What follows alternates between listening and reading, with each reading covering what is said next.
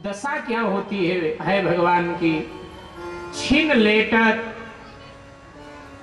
सूरदास जी ने देख लिया अपनी अंधी आंखों से, सूरदास ने अपने अंधी आंखों से देख लिया कृष्ण की दशा। और ध्यान दीजिएगा मेरे भाई बहन, ज्ञान में दिशा होती है, ज्ञान में दिशा होती है और प्रेम में दशा होती है। ये अंतर है ज्ञान भक्ति में। ज्ञान में दिशा और प्रेम में दशा।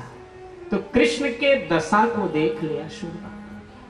बोले छिन लेटत छिन बैठ उठ चलत। कभी लेटते हैं, कभी बैठते हैं, कभी दौड़ते। उठत हिये में दाह विरह की, विरहाग्नि की लपट हृदय में उठ रही है। विरहाग्नि ब्रजवासियों की कृष्ण को जला रहे, जल रहे। भूख न लगत नींद नहीं आवत। जब सर्वोच्च अवस्था में भक्ति के भक्त पहुंचता है, प्रियतम प्रेम की सर्वोच्च अवस्था में पहुंचता है, तो उसकी यही दशा होती है। भूख न लगत नींद नहीं आवत। उठत हिये में आह विरह की।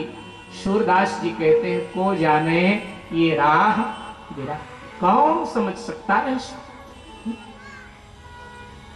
जीवत मरे, जीते जी मरे के समान हो जाता और मरते मरते जी जाता। जीवत मरे, मरे पुण्य जीवे।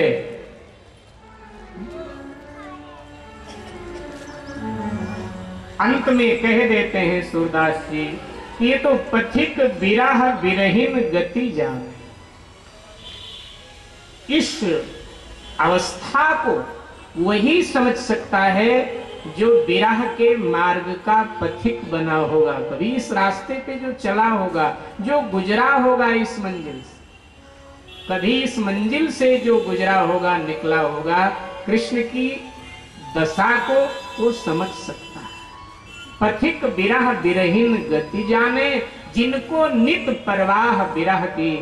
बाबा बोलते हैं को जाने ये राह विरह की। कौन समझ सकता?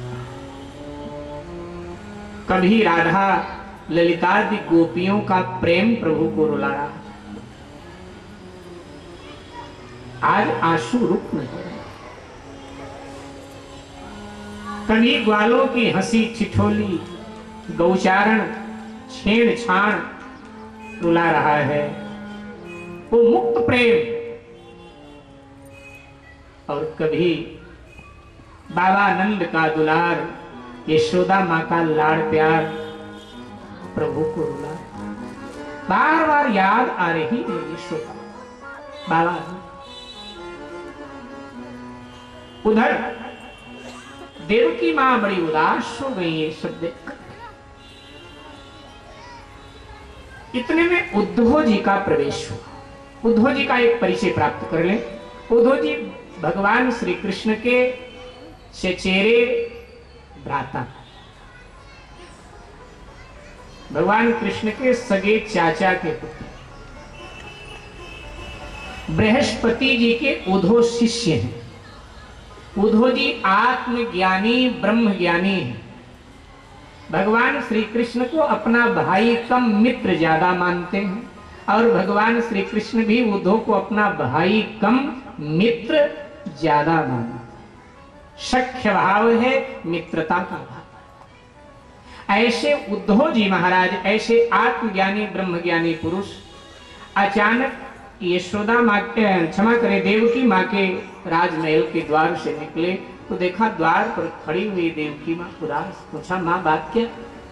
देवकी माँ ने बताया कि ऐसे ऐसे आज कृष्ण ने भोजन नहीं किया, बड़ा उदास रहता, शरीर पीला पड़ गया है, कमजोर, कोई चिंता कोई दर्द उसके हृदय में सदा बना रहा। उद्धव ने कहा मां ये बात सभी लोग यहाँ चर्चा में कहते, मैंने भी कई बार देखा है उनके आंखों में आंसुओं को झिलमिलाते। आज मैं पूछ ही लेता हूं। हाँ बेटा तू पूछेगा, तुझे कह भी देगा वो, क्योंकि मित्र है थे। वहां भी मैं जाकर पता करता हूं। और दबे पांव से उद्धव जी भगवान के अंतःपुर में प्रवेश किया। द्वार बंद था लेकिन अंदर से लगाया नहीं था, द्वार ऐसे ही बंद था। तो जैसे हाथ लगाया द्वार खुल गया। प्रभु ब्रजवासियों के विरह में रुदन कर रहे थे, लेकिन जैसे पांव की आहट हुई एकदम सावधान, झट अपने आंसुओं को अपने दुपट्टे से पोंछ लिया। मुड़कर देखा उद्धव, नकली मुस्कुराहट अपने मुखमंडल पर बिखेर दिया। आइए आइए उद्धव जी, गले मिले, अपने बराबर बिठा लिया और फिर पूछा, किसी विशेष प्रयोजन से आए हैं या यूं ही आने का कष्ट किया? उद्धव जी ने कहा, गोविंद आज विशेष प्रयोजन है तुम्हारे पास आने का। कहिए। उद्धव जी ने पहले सावधान किया, आपने कई बार पिछली मुलाकातों में बताया है, कहा है कि कभी भी मित्र को अपने मित्र से कुछ छुपाना नहीं चाहिए। कपटा पर्दा कवन सुमित्र सन, मित्र से कोई पर्दा नहीं। पर्दा कवन सुमित्र सन, हिया कर कवन दुराव, गुण अवगुण प्रगट करे अपनो भाव को भाव। आपने कई बार कहा है कि मित्र को अपने मित्र से पर्दा नहीं रखना चाहिए, बीच में पर्दा नहीं। हृदय का जो भाव को भाव है मित्र से कह देना चाहिए। आपने कहा, भगवान ने कहा हाँ, तो मैं भी आपका मित्र हूं, इसलिए छुपाना मत। ब्रज से आने के बाद में आप उदास हो गए। आखिर आपके उदासी का क्या कारण है? कोई सेवा में कमी है, यहाँ कोई अपमान आपका करता है या क्या है? आपकी आंखों में सदा आंसू झिलमिलाते रहते हैं, और आज हमने सुना कि आप भोजन के समय भी रो पड़े। देवकी माँ ने खुद बताया। गोविंद क्या कारण? भगवान हंसने लगे कि माँ ने अच्छा बहका दिया तुझे। मैं रोने वाला व्यक्ति नहीं हूं उद्धव, मैं सर्वदा हंसता रहता हूं। उद्धव ने कहा, प्रभु मैं इतना जानता हूं, मैं भी बृहस्पति का शिष्य हूं।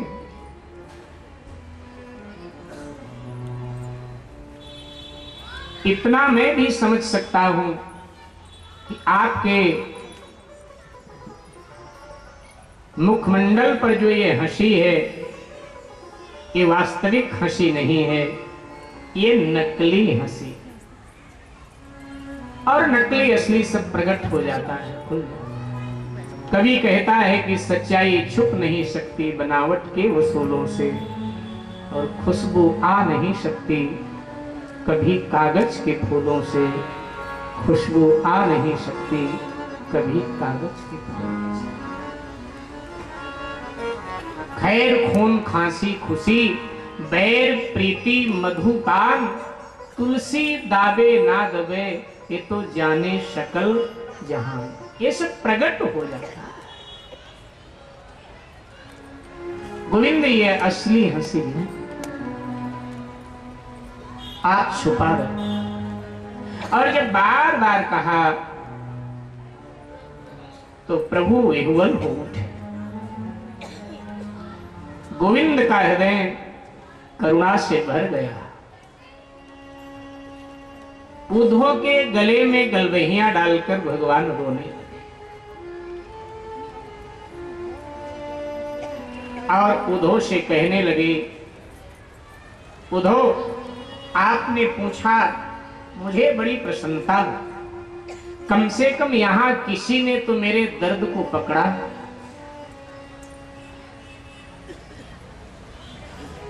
किसी ने मुझसे पूछा था कि आपको क्या पीड़ा है, आप क्यों उदास रहते हैं, क्यों आपके आंखों में आंसू बहते रहते हैं। किसी ने पूछा। उद्धव मेरे रोने का केवल एक कारण है, और कोई क्या? सूरदास बाबा के शब्दों में कहें तो प्रभु ने कहा कि ओधो मोहि ब्रज बिसरत नाही, मैं ब्रिज नहीं भूल पा रहा, यही मेरे रोने का कारण। मुझे ब्रिज बार बार याद आता है, और जब ब्रिज याद आता है तो मेरे आंखों से आंसू बहते। ऐसा ब्रिज में क्या है? अब सभी थोड़ा ब्रिज के महत्व को जान सकते हैं। कई तो मथुरा के पेड़े खा के वापस आ जाते हैं, रसमलाई खा के वापस आ जाते, घूम फिर करके आ जाते। जाते तो हर लोग हैं, इतवार को जाम होता है वृंदावन में, सारा दिल्ली वृंदावन में होता है, लेकिन उनमें से कृष्ण प्रेम को पाने वाले तो चंद लोग ही होंगे जिन्होंने कृष्ण प्रेम को पा लिया होगा, जिनकी आंखें कृष्ण के प्रेम में भर आए। कृष्ण के प्रेम में आंखें तो कमी लोगों की डबडबाती हैं, वैसे ब्रिज जो है वो आंसुओं की भूमि है, वो रोने की भूमि है मेरे भाई। चैतन्य महाप्रभु ने जब प्रथम बार अपने शिष्यों को बंगाल से भेजा वृंदावन, तो शिष्यों से कहा वृंदावन जाते तो हो, लेकिन वृंदावन में एक घर से एक दिन मधुकरी करना। मधुकरी यानी भिक्षा, साधु की भाषा में भिक्षा को मधुकरी बोला जाता है। एक घर से एक दिन मधुकरी करना, एक वृक्ष के नीचे एक दिन रहना,